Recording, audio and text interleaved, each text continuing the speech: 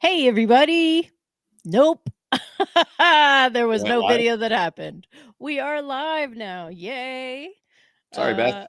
Uh, um, sorry, guys. Didn't know we were live. Didn't see anything go on that. Okay. Hey, on today's show, we're talking about AI technologies. No, excuse me, AI voice technologies, and how do they affect and what can they do for our conversational SEO? So think about technologies like advancements with 11 Labs, Hume, which I've recently been using, has been great. Siri, Alexa, and so many more, and how they're going to change and enhance what conversational SEO strategies look like.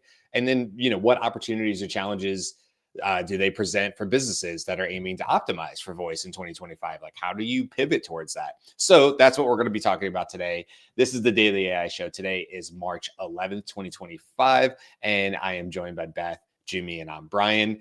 And yeah, sorry about the cold opening there. So it happens. So welcome, guys, and yeah, this is an interesting topic that I'm really curious to hear what you guys think on. Obviously, we have so many people who are marketing who are always trying to figure out. Even if you're not marketing, you're just a small business. You're just trying to figure out, how do I work in a future where traditional SEO strategies may or may not work. And not that we haven't gone through these evolutions before. SEO has changed drastically since I remember messing around with it in about 2014. That was about, well, that was a few years. I was probably earlier than that. I opened the CrossFit in 2011, and I guess somewhere in there is when I really started. Obviously, yeah. Well, I have a business. I probably should try to promote it now and get these SEO words. And that's probably honestly the first time I even remember talking about it or trying to learn about it. Because you put on that small business hat and you go, okay, now I have to learn all the things. And it's a little bit easier today with AI, but also AI is changing the game. So what does that mean for not just small businesses, obviously any size business? Specifically today, when it comes to these voice searches, how is that going to change how businesses have to react to that, or do they? So what do you guys think?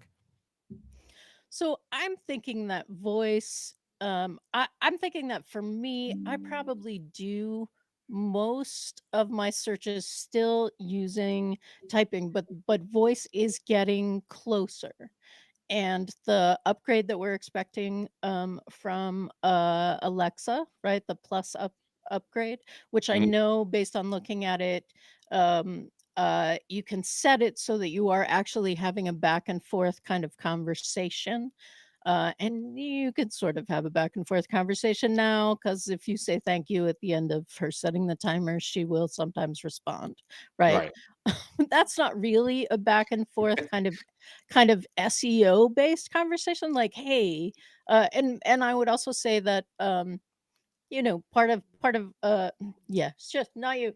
Um the Just say Echo. That's what I do. I refer to the A name okay. as Echo, and that solves that. Yeah.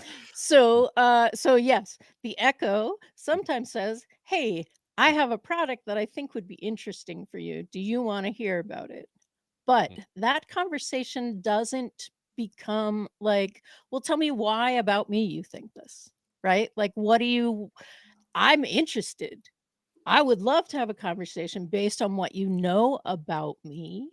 I mean, you're wiretapping my living room, right? Mhm. So, what are the things that are that you think this is a really good sale for me? And those kinds of things can be really helpful, I think. And I think that's the world that we're moving toward.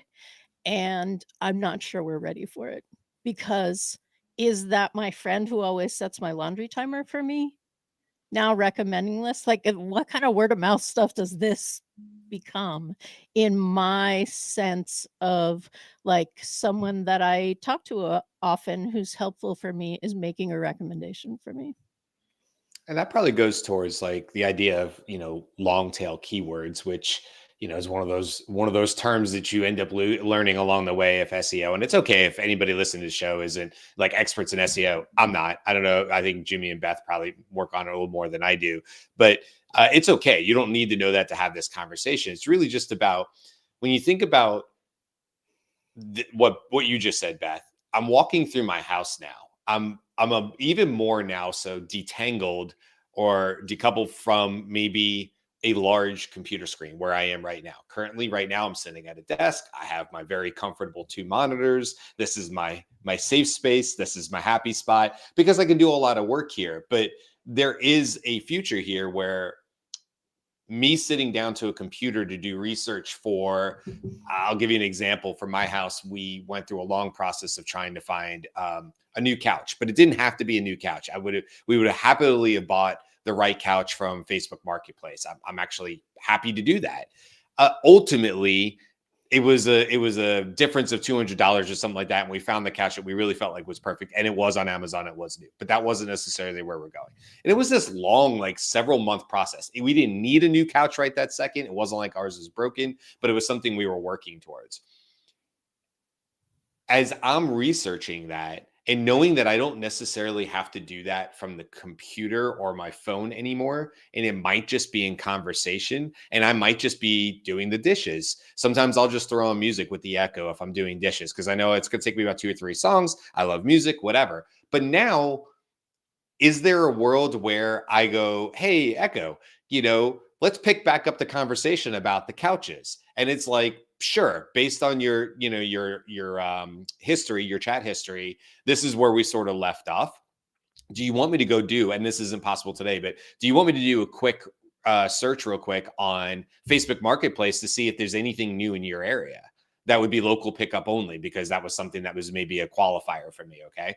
And now we're having this conversation and it's researching, and I'm like, well, I don't know if I want memory foam. That doesn't sound like that. Isn't that going to be hot? And then it's like, well, it could be. And you are in Florida, and like this is something, and you might see divots and yada, yada, yada, yada, right? We could have a whole conversation about couches, but that's not the point. What I mean is, like, is that what we're really talking about? And does, my question maybe to you, Jimmy, is, does that really fundamentally change anything when it comes to SEO? Because SEO really is about, Google has been doing this for years, about putting quality information. That's how it fights back against the spray and pray or the AI-ification of Google, which is, let me just throw 1,000 blogs on there because now I can, and it only takes me 5 minutes. But Google has always said, no, it's about the quality of that. Well, if that's still the case, and any of these AI voice agents are leaning on that, wouldn't you still have to make sure as a business that if I was selling couches, that I was being really descriptive, and probably more so than ever before, about the couch, maybe where it was made, if that's important, synthetic fibers, natural fibers, the whole thing? Is that really any different, do you think, Jimmy, from where we currently are now?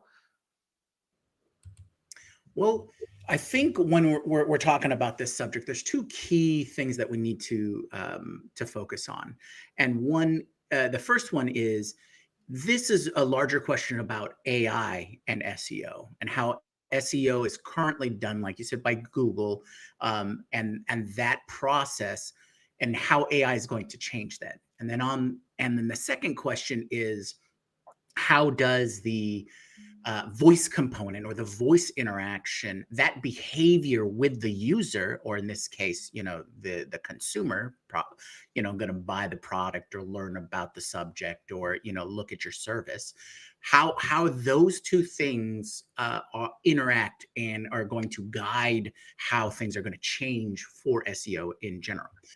Now, we've already seen that. We've already seen that AI in our normal, quote unquote, search options are already changing things, right? In Google, if you're looking at the AI generated search results, we're already using Perplexity for searches. It's built in. Search GPT is now built into the main ChatGPT experience. So what are the key takeaways of how SEO needs to adapt, or whoever wants to get the word out, because that's essentially what SEO is for, is like, oh, look at my stuff. What are the changes, the integral changes that need to happen to make the AI SEO more relevant for my things, right? And we haven't seen a lot of like hard specifics about that. Right now, we're still sort of leaning on what are traditional SEO aspects are keywords, backlinks, all of that kind of stuff. So that's I think that's a larger question that we'll have to take a look at, because I think with huge changes of how the internet will function and information distribution will function, that completely changes that. Now, focusing on the voice component, the voice interaction, we're looking at something like I forget what study it was, but they're saying like 58% or 60% of searches are going towards using some sort of voice interaction or component. Mm. And recently, we've heard about the tech and the service coming out of Sesame, right? Mhm. And how that has been blowing people away because of how natural and engaging that voice layer sounds like. Mhm. And you mentioned Hume, and Hume is supposed to be that emotional layer, where to make any AI interaction, more feasible and more natural and things like that. So people will be speaking to their AI agent more often, and it'll be the agent that's doing the work, right? It's the agent going to go grab the information. So imagine, we've seen things like Gibberlink, where AI talks to AI in a far more efficient manner because it doesn't have to use English, or it doesn't have to use a spoken language, human language, I should say. And so if the AI agents are the ones doing all the searches, and your agent for your company, selling your services, is doing the work of connecting with those agents, then that's a completely different workflow or pipeline for SEO, right? Your agent's going to be talking to the other agent saying, hey, this is why this is important. Like you said, it's like, oh, do we need to have extra keywords or more descriptive? There might be the robot text file, or the robot TXT file might completely change to be like, hey, if you're an AI agent, go look at this compressed information here. The searching agent can then take that information, much like a transcript, and break it down into the salient points for relevancy, and then feed that back to its user, right? And as AI agents grow in their memory, and they learn more about their user, becoming more personalized, those elements of the person searching for it is going to inform where the ranking is. So this goes to a much bigger question, I think, of how the internet is going to disseminate information when everyone's got their own personal AI agent. Yeah, I think it's a solid point. By the way, Carl joined us as well. And you had me thinking, Jimmy, because you were talking about sort of like that robot.txt file. I was thinking about that too. We already have site maps, and they help with obviously finding the structure of a website. Something I run into all the time right now. Perfect use case. I was literally this morning. I was helping one of my clients make a companion custom GPT for some documentation, just to kind of keep it vague. That documentation, like a website, was in parts heavy with image, or it had like left and right justified. And I often find, I mean, maybe we won't have to do this forever. I mean, OCR doesn't fix it. There are some other tools. Actually, Mistral, by the way, is actually getting better and better at reading PDFs and things like that. So maybe this is a short-term problem, but I do find that if you want AI in general to do really well, you have to go with like schemas. You have to go with structures. You have to go with things that it clearly understands the orders of importance on. If that's a product category, it's about knowing that on the backside, and maybe that is a TXT file. Maybe it's not necessary down the road. But if I want my Echo to properly understand when I go to Beth's website and she's selling, these widgets, and I have a question, and I'm standing in my kitchen. I'm not even visually being able to see it. And I'm like, well, what makes this widget that Beth sells from this widget? Well, that information has to, number one, be precise.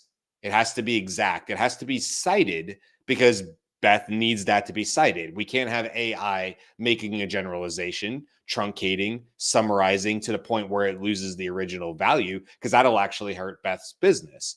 So the question then becomes, well, does it all have to be laid out? And how do companies have to make sure that when this AI agent, for lack of a better term, but any of these tools, any of these human tools, when they go to source that information from Beth's website for me, how are we ensuring that that information is coming across accurately to me? And then I'm not getting some sort of like watered down version, because we know that AI likes to shortchange a lot, especially in the chatbots, where it likes to just, there's days where it'll give you pages and you're like, no. And then others days where it'll truncate and you're like, also no. Because sometimes I need the exact information, like a RAG system.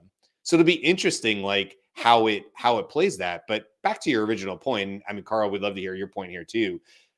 Doesn't it just come back to, if Beth is going to create her website, she's got a new novel idea and she's selling these widgets and she has to create a website. Ultimately, isn't Beth going to do the best by using AI to help write very descriptive, heavy information on all her products about all the things, and just essentially, whether that's publicly visible or it's on the backside, it could be scraped, that is information that she would want to make sure it exists, plus all the blogs, plus all the user reviews. Those, I think user reviews are going to be massive in the future for ratings and rankings and stuff. Did other people find Beth's website helpful? That kind of stuff, right? But that's the thing, right? What What is? constitutes a user review? And so I don't know. Yeah. will AI distinguish between the user reviews that I have on my widget site that are actually testimonials that I customized and sought specific and chose them specifically, versus the thread on Reddit that is all about the widgets that I sell or something like that? Carl, I know you've done a bunch of thinking about this. What are your thoughts in terms of SEOing for voice? Well, I think there's a couple things that we've done.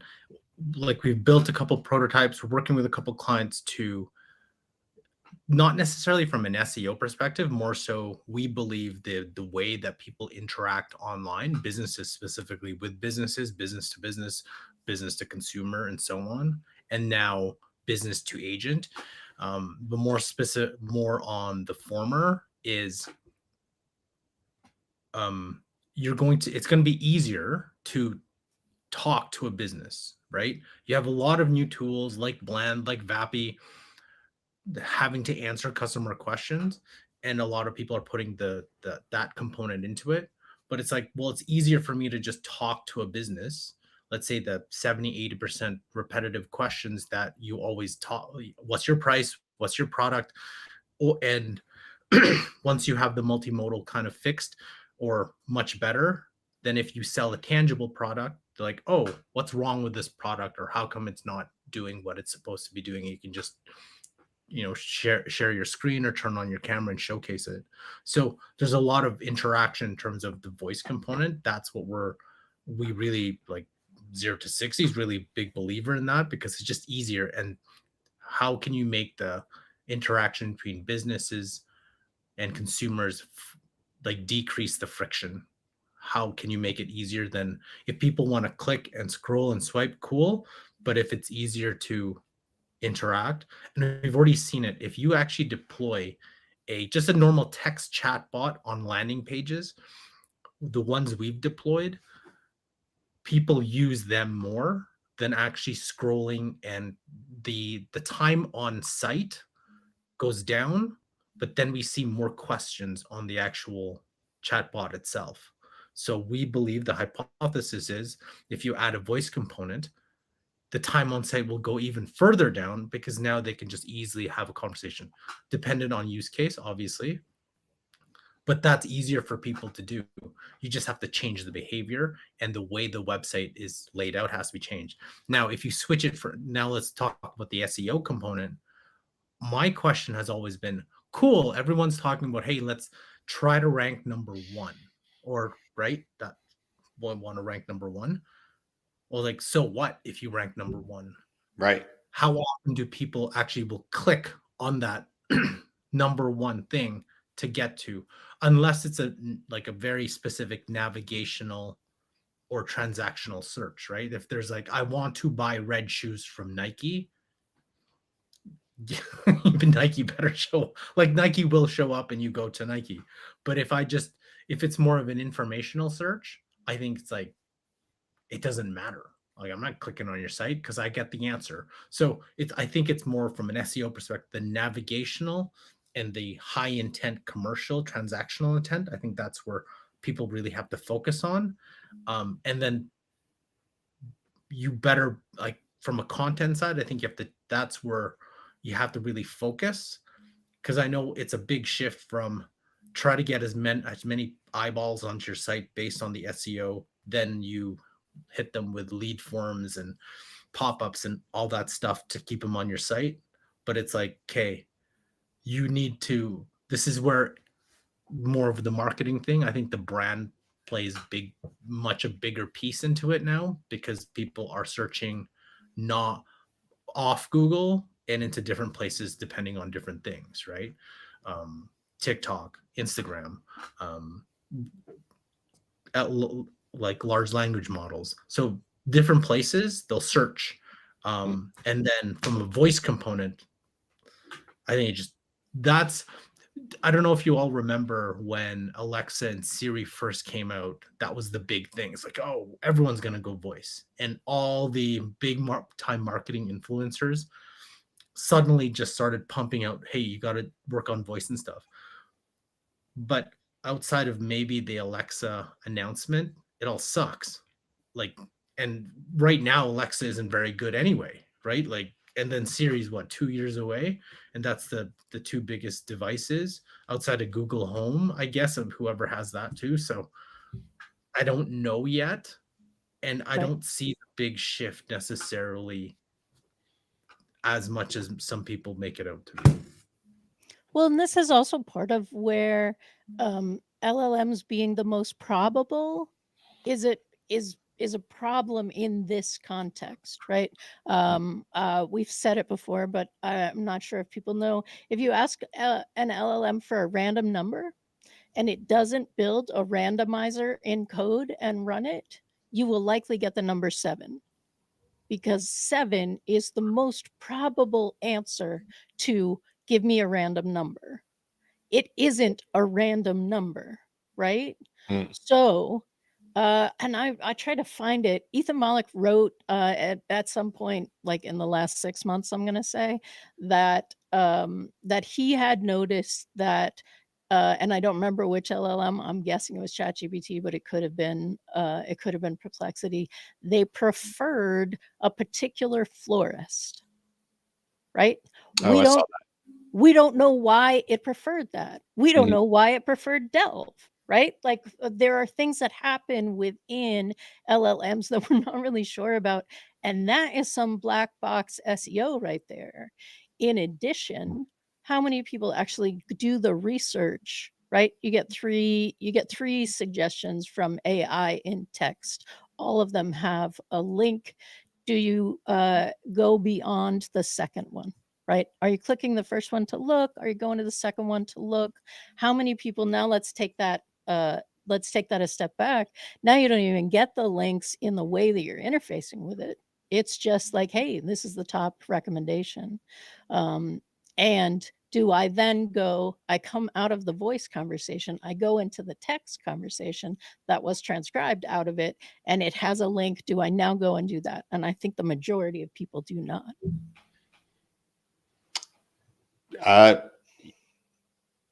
Majority of people do not. Yeah, I guess so. I guess you're right. I mean, I think this is like sort of what you're saying too, both of you guys, Carl and Beth.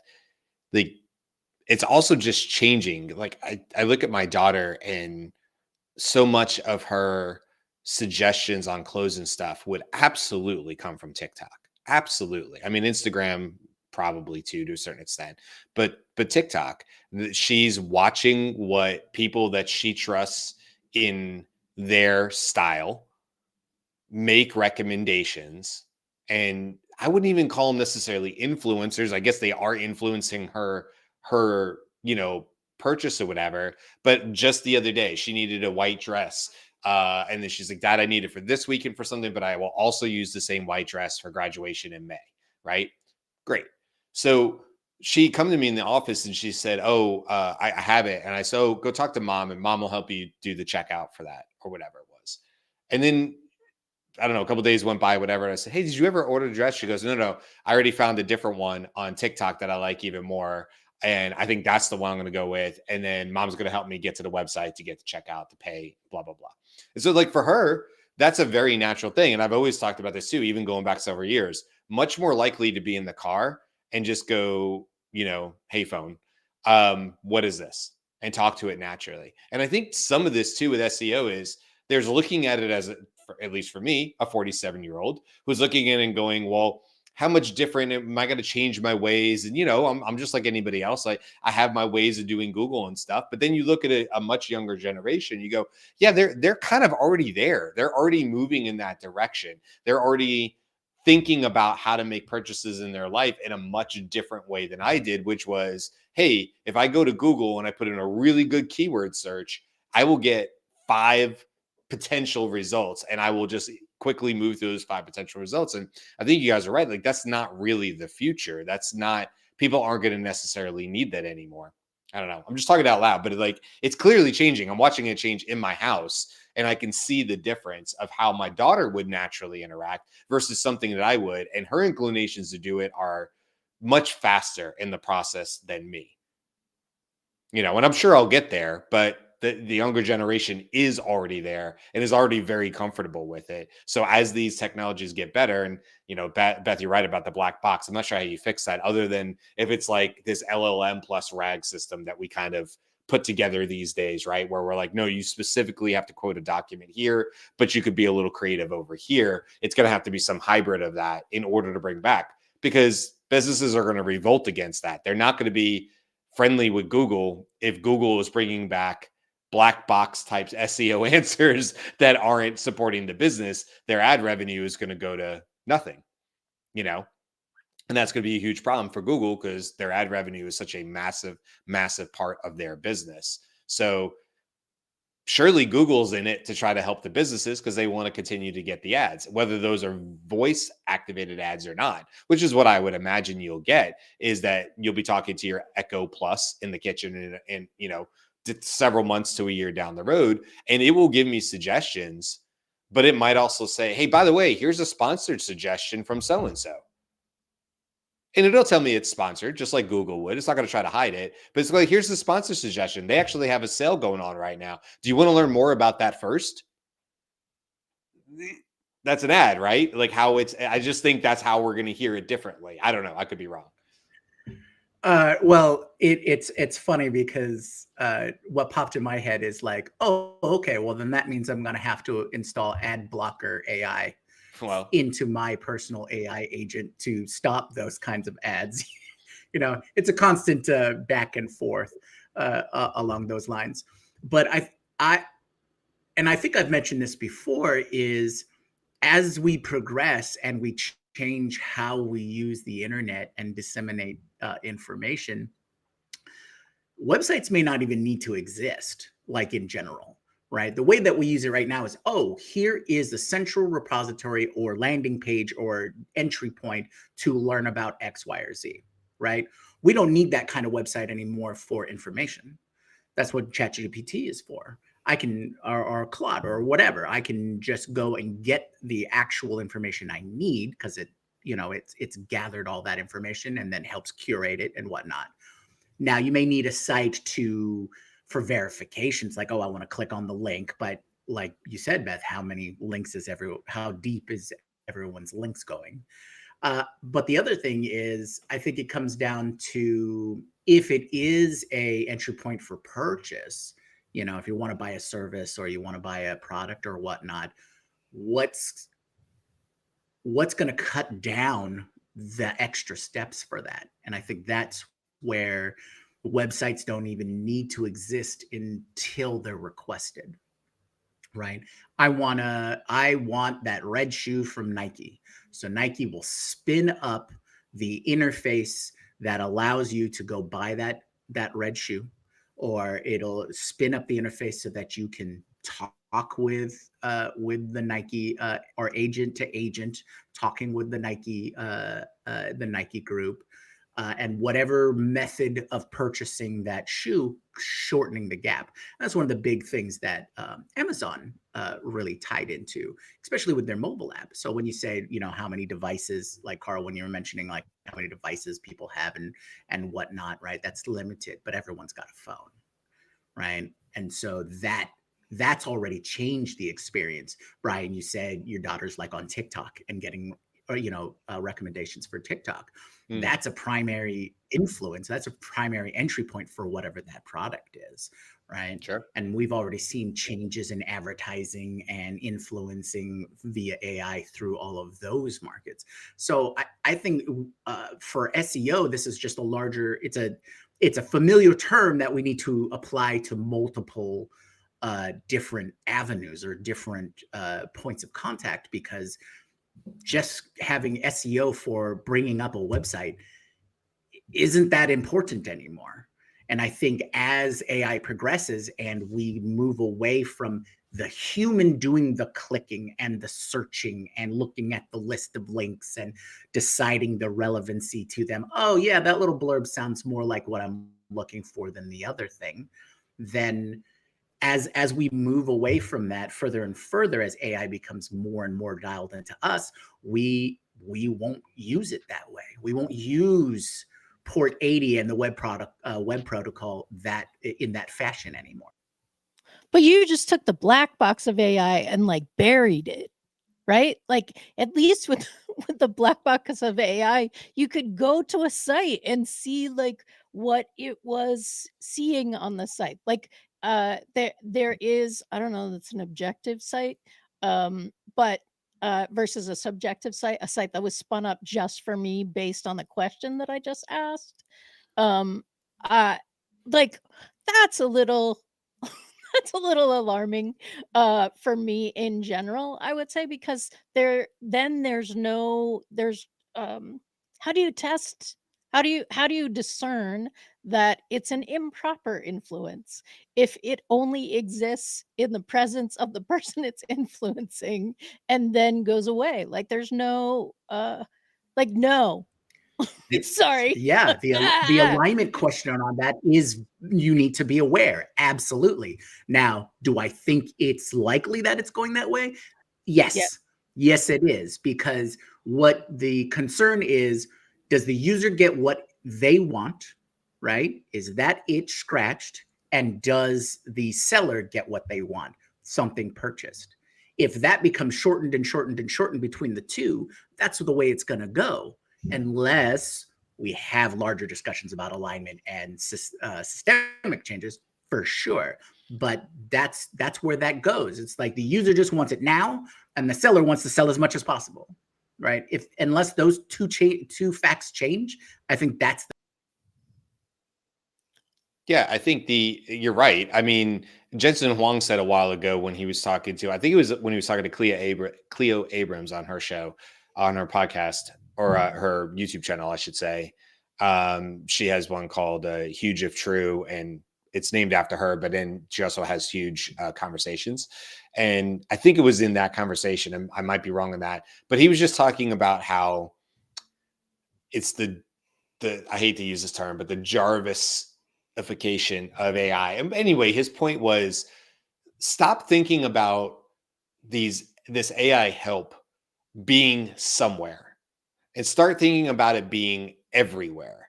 And that the same intelligence, the same AI intelligence that you have, that you're sitting at your desk, moves with you and transfers to your glasses, or moves with you and is now a voice activated system in my kitchen, or moves with me now is in a projection in my garage for something I do. And so this idea of, is it really search engine optimization, or is it something like AI agent optimization, right? Is it something more like that? Because the idea, to your point, Jimmy, is the way I see it too. If I've got my regular glasses on, if I have these glasses on, and I just happen to be outside working on my car, one of my cars, and I'm like, taillight's blown. All right, pain point. taillight's blown, need a new bulb for the taillight. What do I need to know immediately? What car, what model, what year, sometimes what make, what trim level is going to affect what literal bulb goes in this thing. Second problem I have, I don't have a taillight. How quickly can I get this taillight? So now I have two pain points, and regardless of what this future SEO looks like, it's really going to be, to your point, Jimmy, about how fast can my pains be solved? How quickly can the right person make a sale? So in the future, that could very much look like, hey, whoever, right? On my glasses, I'm looking at this taillight. Here's the bulb, kind of like you could do with ChatGPT right now. What's two or three cost options I have here, and what's like, is there overnight shipping on any of this, or even do I have like later this afternoon delivery from Amazon or something? And it's like, well, it'll cost you $3 extra for the bulb. The bulb is only $3, but it's going to cost you $6, but you can get it in the next couple hours. I'm sitting there and I'm going, well, it's already disassembled. That would be amazing if I didn't have to put it back together just to wait for the bulb to show up or go to some store to get it, to AutoZone or whatever. I will just leave it disassembled and the bulb will come to me. Problem solved for everybody. Amazon gets the deal. The part manufacturer gets the deal. I get that. And so that works really, really nice if you think about that. But the idea that I would move through my space, through my world, like he was saying, that really opened up my eye to stop thinking about this happening at a location on your phone or on your computer screen, and start thinking about solving problems ubiquitously across your entire existence, right? And how you interact in different places. And so it very well may be that you walk into your grocery store and you are seeing heads up displays that nobody else can see that are completely tailored to me, because it knows my purchase history and it knows that I may care that there's a BOGO on something, and it's tailored to the way I do that. And I don't know the answer, Beth, on your end of it is, wait, hold on a second. Doesn't that suck if they're only going to show me the BOGOs on the stuff I already buy? How does the next great cookie company, or shampoo company compete? If everything is always tailored to me, is that any better than what we have on social media right now, where it gets to be a bit of groupthink and I only have to look at the stuff that I already agree with? And God help me if I have to disagree, or somebody disagrees with me, shut it down, block that person, right? That's the problem we have right now with social media, is nobody wants to be wrong, and they don't have to be. I can just get a whole feed of things that tell me I'm right all the time. So how do you compete in that? How do you get a competitive advantage? How do you be the new kid on the block? Unless it's going to go through some sort of ad system where they're competitively putting out these virtual ads so that shampoo does show up in the right place when I walk into the grocery store or whatever. And that's Right. just one example, So this is sort of the I'm going to say the age old wisdom, which of course it's not the age old wisdom, because the world that we live in was not existing forever. But the idea that if it's free, you're the product, right?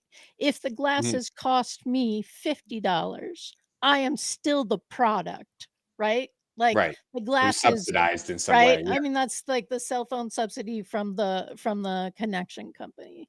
Yeah. And and I'm just not sure that we're at that kind of place with any understanding, right? There are still people who feel that they're not the product on Facebook.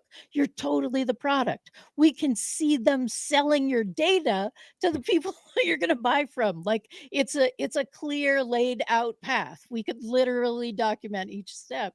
And with this, we're not going to be able to do that. Tune me. Well, yeah, it's all great insights, because what does this actually inevitably lead to? If what, like I've pointed out and we've pointed out, if that is the trend, what is the ideal solution, right? Or what is the ideal result of that?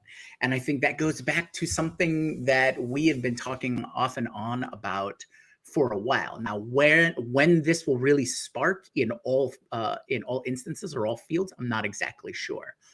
But with the flood of this personalization AI, with the flood of getting the experience as quick or as shortened as possible with less steps involved, that means information and availability are on hand at any point in time, right? And so people will be looking to cut through that noise. people will be going towards or turning towards the I want something different or I want something new. I'm sure there'll be a large portion of people who will, just stay within what they're comfortable with. But this goes back to the interaction. It goes back to the human to human contact, right? We've foreseen that live events will be more important, and the trend seems to go that way.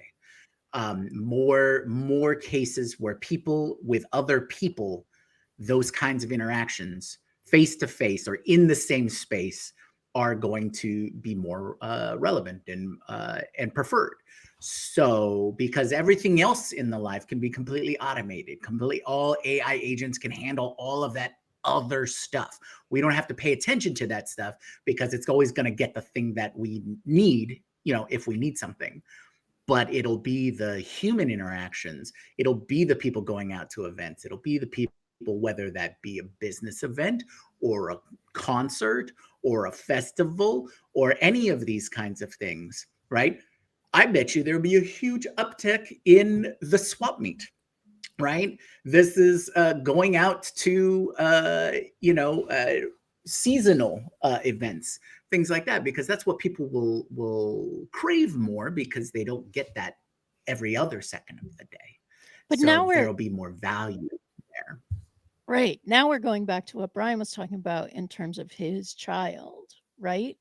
Because I can look on the TikTok, maybe there's a live, we're doing an unboxing of the dresses that I just bought, and I'm trying them on and I'm giving feedback about them. So we know when we're looking at TikTok that this is sponsored content, Sometimes, yeah. right? They have to say it is. Yeah. They have to, like, that's part of it. We don't know that. So it says that it is sponsored content, as though that's sufficient information to give you knowledge in order to make this decision. You don't know that the reason that it was shown to you in this is because you just spent 10 minutes watching monkey videos, and Mhm. your purchase pattern shows that when you hang out with the monkey videos, you are much more likely to Right. purchase something that Yeah. makes you feel good. So that's why this live came across your feed. Like we're like thinking that we're revealing that the sponsor thing is happening, but we're not actually revealing any of the optimization that's designed to get you to do what TikTok wants you to do, which is purchase. Yeah, I think I agree. I don't know. I mean, I think everything you guys are saying, and Carl too, who had a jump for a little bit. It all makes sense to me. And I guess, as we sort of wrap up, I kind of know what my answer would be. But for anybody listening to this who's like, okay, I've listened to your guys' conversation here, and like, all right, I'm a business. I have a small business, a daily AI show, or whatever. How should the daily AI show approach SEO if we're seeing this change? And I think that's maybe start with us. And so, like, we have the Daily AI Show, but we also have an LLC that's aside from the Daily AI Show, so that we can work with people, work with other clients and stuff like that. So on either side of that, what is the right answer to me? And I'd love to go around the room and just find out really quick. Carl, you jump back with us, but just really quick as we wrap up today, like, to me, the answer seems, as of right now, to still be the same. Descriptive, answers, long tail, good information, quality information on your website. Obviously, going and diversifying through, like, we use this, daily free podcasts, right, that we host every day, and we don't charge for that or anything. And that could be considered one form of marketing, if you will, for getting our names out there and whatever. So we're using other ways. Other people use TikTok. Other people, like Celsius brand, to your point, Jimmy, is at every festival and just hands out 1,000 cans of Celsius and goes, I know you're going to drink it, and I'm just trying to get you as a long-term customer.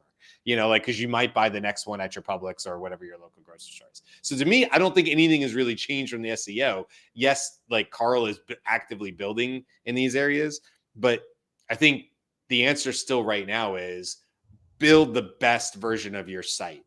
You might not always have people on that site, but for now, the snippets, the keywords, the like building for that, and just really, really, really focusing on quality, not necessarily quantity, but just quality, is still going to give you your best chances with SEO.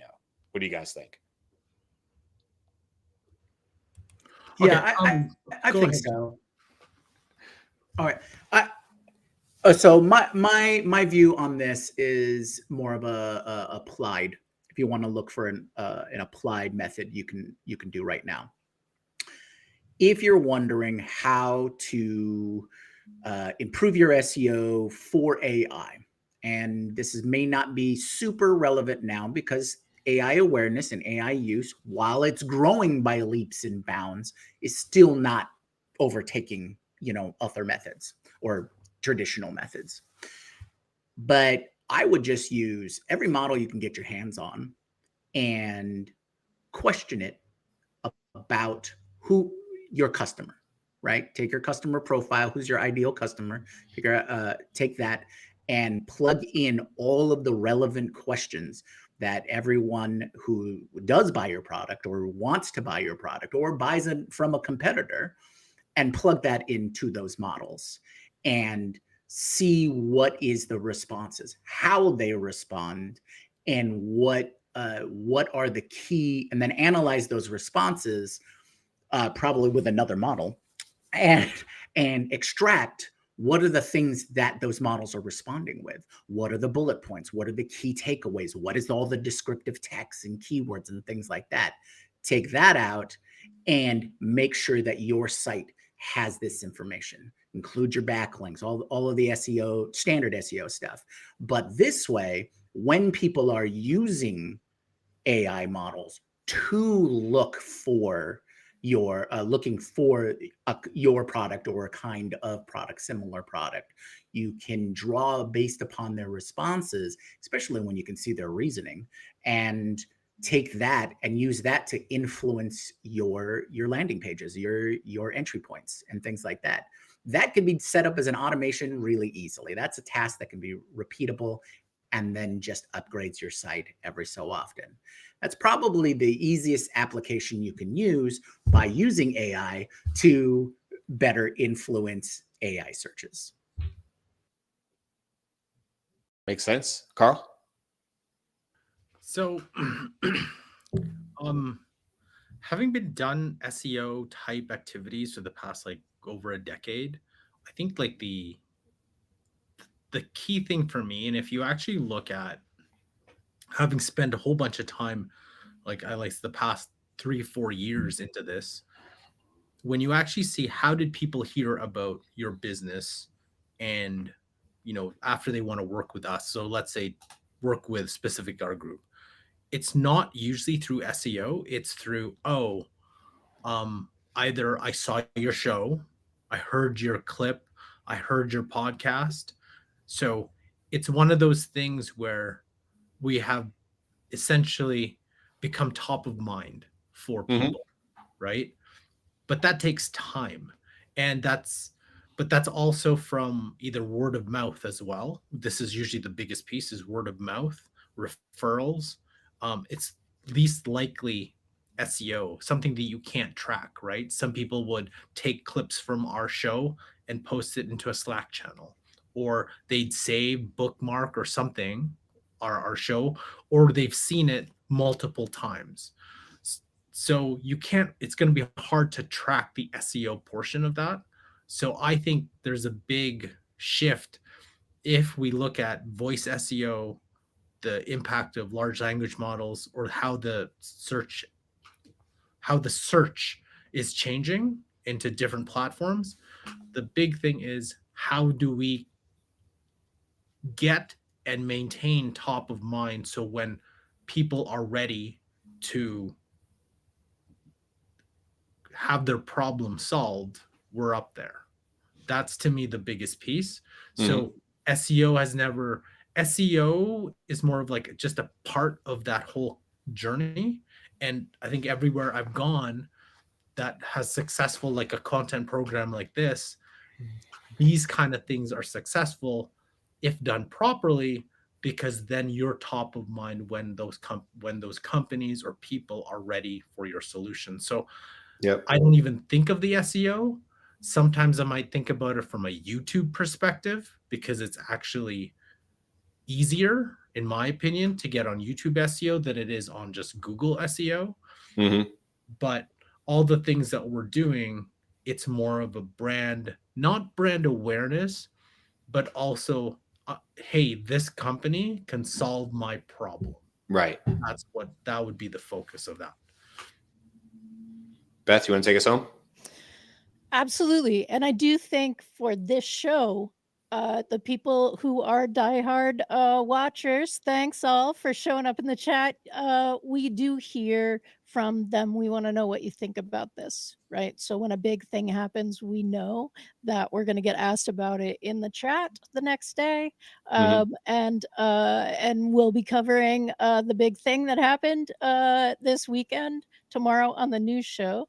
And I'm glad we didn't cover it during the weekend, because the Magnus story has shifted as the day has gone on. Like it's a whole like mini series in just a couple days. The other thing that I want to say is that the Sci-Fi AI show this week, which is at 1 p.m. Pacific, 4 p.m. Eastern, is adjacent to this conversation. The idea of the omnipresent disembodied voice is something that happens a lot in sci-fi, and so we're going to talk about that. And that's my take it home. I'm curious, if I would love to hear from people about their experiences in like talking to voice about solving problems and shopping or not shopping, right? Like just I like what Carl said about solving the problems. Yep. All right. Sounds good. That's it, guys. We'll see you tomorrow for the news. Thursday, we have a cool show for you. We have a guest co-host. We are not going to say who, but you can go try to figure it out on the interwebs and social and see if you can work it out. So we're really excited about that. And then we'll be back on Friday. I didn't have Friday in front of me. Oh, our Be About It show. Yeah, Friday's going to be a fun show too. That one comes directly off of a cool LinkedIn post that came out about a week or two ago. So that's it. That's the rest of the week. Have a great one, and we will see you tomorrow for all the news. Bye. Aloha.